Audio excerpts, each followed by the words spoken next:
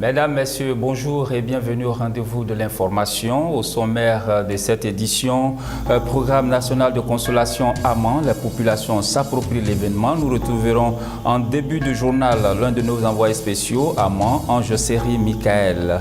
Cérémonie de clôture des journées de l'administration agricole délocalisée JAD 2017, d'importantes réformes envisagées dans le secteur. 8e jeu de la francophonie à Abidjan, pari réussi pour la Côte d'Ivoire. Et puis crise au Golfe, l'Arabie Saoudite et ses alliés prêts à un dialogue sous condition avec le Qatar. Du 4 au 6 août 2017, la mission évangélique La Voix Sainte, en partenariat avec l'Ordre des Églises de Côte d'Ivoire, organise un programme national de consolation. Ce sera à Amman, la capitale de la région du Tonkpi. Comment la population appréhende-t-elle l'événement? Nous retrouvons l'un de nos envoyés spéciaux, Ange Série Michael, qui analyse pour nous la situation. La ville de Mont bouge en ce moment au rythme du grand programme national de consolation prévu du 4 au 6 août dans la capitale des 18 montagnes. Comment les populations du Tonkpi et du Guémon accueillent cet événement, quelques habitants interrogés nous donnent le sentiment. Normalement, nous avons besoin de ça. Nous avons besoin de ça. Les gens n'ont pas besoin de consoler. Je suis ému de ce que, après tant d'années tues par les souffrances vécues dans la guerre, il y a eu beaucoup de choses qui se sont passées au niveau de la région du Tonkpi. Je sais que notre Dieu, le Dieu véritable, est avec la région du Tonkpi. Moi, ça me va droit au cœur. Je suis content pour annoncer la parole de Dieu aux frères qui ne se sont pas encore convertis. Je vous encourage de les sensibiliser pour qu'ils se détournent des problèmes de ce monde. Je suis vraiment très contente du fait que vous êtes venus pour annoncer la parole de Dieu dans la ville de Mont. Vraiment, j'exprime ma joie parce que la crise dans la zone de l'Ouest nous a fait beaucoup de tort et nous a causé énormément de dégâts. En venant nous annoncer la parole de Dieu, cela va nous fortifier. Dieu va essuyer nos larmes et nous serons consolés. Nous aurons également la force d'oublier tout ce qu'on a vécu. Nous vous attendons à bras ouverts. On a besoin de la parole de Dieu pour grandir dans la foi.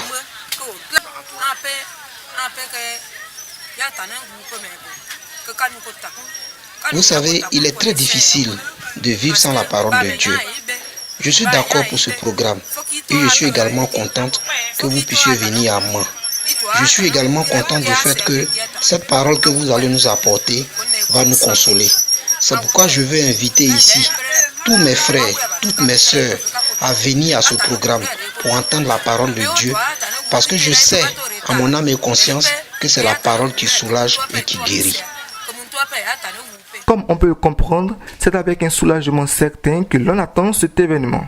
La cérémonie de clôture de la 6e édition des Journées nationales agricoles délocalisées JAD 2017 a eu lieu le samedi 29 juillet 2017 à Aboisseau, dans le sud de Komoé, en Côte d'Ivoire. Les JAD 2017 qui se sont tenus le 27 juillet 2017 ont porté sur les réformes des filières palmiers à huile, EVA et sur le foncier rural. Notre reporter Ange Sacré et Stéphanie revient d'Aboisseau et nous propose son reportage. Tout en remerciant le ministre de l'Agriculture et du Développement rural, Mamadou Sangafoua Koulibaly, pour le choix de cette région dans le cadre des JAD 2017, le ministre de l'Industrie et des Mines, Jean-Claude Brou, a souligné que le plan national de développement PND 2016-2020 met l'accent sur l'investissement public et le développement de l'investissement privé dans les secteurs agricoles et industriels. Cette situation constitue donc un atout pour le Sud Komoé, ce qui explique aussi le nombre d'unités de transformation du palmier à huile, d'EVA et de fruits. Le gouvernement a fait de l'industrialisation l'un des piliers du développement, a révélé M. Brou, tablant sur une période plus accrue des cultures clés comme le cacao, l'EVA, le palmier à huile. Le ministre a rappelé que cette région produit une diversité de cultures, ce qui lui offre un positionnement idéal par rapport à Abidjan, la capitale économique de la Côte d'Ivoire. L'État ivoirien envisage une contribution de 7% du secteur du tourisme au produit intérieur brut PIB en 2020 contre un taux de 5% en 2015. Restons toujours avec Ange Sacré pour nous en dire un peu plus. Le vice-président Daniel Cablon-Duncan a indiqué le 27 juillet 2017 que l'État ivoirien projette une contribution de 7% du secteur du tourisme au produit intérieur brut PIB en abrégé en 2020 contre un taux de 5% en 2015 à l'occasion de l'inauguration d'un réceptif hôtelier au plateau. La contribution du tourisme dans le produit intérieur brut a progressé de 1,8% en 2011 à 5% en 2015 avec une projection de 7% en 2020, a dit M. Duncan. Le secteur hôtelier en Côte d'Ivoire est en constante évolution en raison d'investissements importants du secteur privé. Dans le programme national de développement PND 2016-2020, estimé à 30 milliards de francs CFA, 65,5% sont d'ailleurs réservés au secteur privé. À l'horizon 2020, le gouvernement envisage de faire du tourisme le troisième pôle de l'économie du pays afin de donner une force à ce secteur avec la mise en œuvre de projets structurants permettant de positionner la Côte d'Ivoire comme un hub touristique régional. L'État a donc lancé plusieurs projets d'envergure, entre autres la construction d'un parc animalier à Jacquesville, sud ivoirien, l'aménagement du littoral de Port-Boué sur 10 km sud d'Abidjan, le développement d'infrastructures sur le littoral sud-ouest ainsi qu'à Assini, Grand Laou, San Pedro, Sassandra et Tabou pour atteindre cet objectif. À l'international, retour sur la crise dans le Golfe, les chefs des diplomaties saoudiennes, émiraties, égyptiennes et bahreïniennes se sont dit prêts dimanche 30 juillet 2017 à rouvrir le dialogue avec le Qatar à condition que ce pays accepte certaines de leurs conditions. Philomène Padre-Lago analyse pour nous cette situation. Après plusieurs semaines de crise ponctuées d'un ultimatum, Riyad et ses alliés ont fait un pas vers la reprise du dialogue avec Doha, sous condition que le pouvoir qatari accepte certaines de leurs exigences.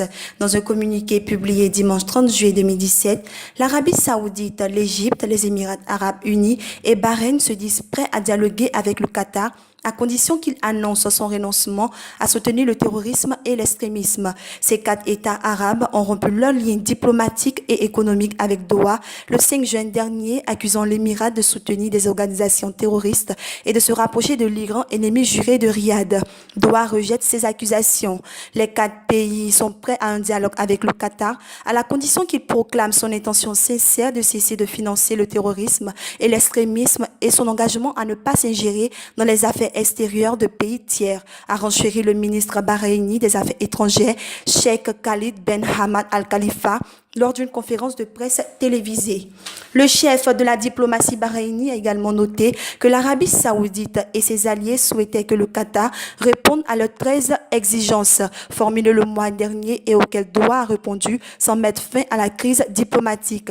Parmi ces 13 exigences non négociables figure un arrêt du soutien apporté à des organisations islamistes comme les Frères musulmans, interdit en Égypte la fermeture de la chaîne de télévision en continu Al Jazeera, la fermeture d'une base militaire turque au Qatar et une prise de distance avec l'Iran. Les efforts de médiation déployés par le Koweït et impliquant les États-Unis ou la Turquie n'ont produit jusqu'ici aucun résultat. Le président Donald Trump a affirmé qu'il ne permettrait plus à la Chine de ne rien faire face à la Corée du Nord après un tir de missile intercontinental réussi par Pyongyang qui affirme qu'il pourrait atteindre le territoire américain. C'était samedi 29 juillet 2017. Esther Trayo, commentaire. Après le tir vendredi 28 juillet 2017 d'un missile intercontinental par la Corée du Nord, le président américain Donald Trump a critiqué samedi 29 juillet 2017 une action de la Chine face à son voisin. Dans un message publié sur son compte Twitter, le locataire de la Maison Blanche s'est dit très déçu par la Chine et a estimé que le pays ne faisait rien pour aider les États-Unis sur le dossier nord-coréen. Il a ajouté qu'il ne permettrait plus à la République populaire de ne rien faire face à la Corée du Nord. La Chine pourrait facilement résoudre ce problème, a ajouté le président américain. L'ambition L'ambition nord-coréenne de se munir de la puissance nucléaire pose un épineux problème à Donald Trump, qui est en désaccord avec Pékin sur la manière de gérer le régime de Pyongyang. À plusieurs reprises, le président américain a pressé la Chine de contenir les ambitions de son récalcitrant voisin, mais Pékin lui rétorque que le dialogue est le seul moyen de faire influer les positions. La Chine, principale alliée à Pyongyang, a cependant condamné le tir en soulignant qu'elle s'oppose aux violations par la Corée du Nord des résolutions du Conseil de sécurité de l'ONU. En sport, lundi 31 juillet 2017, l'attaquant espagnol Cristiano Ronaldo a eu rendez-vous avec la justice espagnole pour répondre à une présomption de fraude fiscale portant sur un montant de 14 millions d'euros. Analyse et commentaires, Nadia Eounouz. Cristiano Ronaldo, quadruple Ballon d'Or, est convoqué lundi 31 juillet 2017 en fin de matinée par la justice espagnole pour s'expliquer sur une fraude fiscale présumée de 14,7 millions d'euros. En effet, la juge du tribunal de Pozuelo de Alarcón, ville la plus riche d'Espagne où réside l'international portugais, doit lui notifier sa mise en examen. Il ira se présenter normalement devant la juge, a simplement notifié à l'AFP une porte-parole de sa défense. Notons que cet événement survient peu de temps après qu'Angel Maria Villa, président de la Fédération espagnole de football, ait été placé en garde à vue. Selon le ministère public, la star du Real de Madrid a utilisé un montage de société basé à l'étranger, à savoir en Irlande et aux îles Vierges britanniques, pour éviter de payer en Espagne des impôts sur les revenus tirés de contrats publicitaires avec de grandes marques. Encore est-il que le sportif le mieux payé au monde selon Forbes aurait en 2014 déclaré 11,5 millions d'euros de revenus d'origine espagnole pour la période comprise en 2011 et 2014, alors qu'il se serait en réalité élevé à quelques 43 millions, plus de 28,4 millions d'euros qui seraient été dissimulés au fisc comptant pour la période 2015-2020, soit un total de 14,7 millions d'euros d'ardoises fiscales impayées.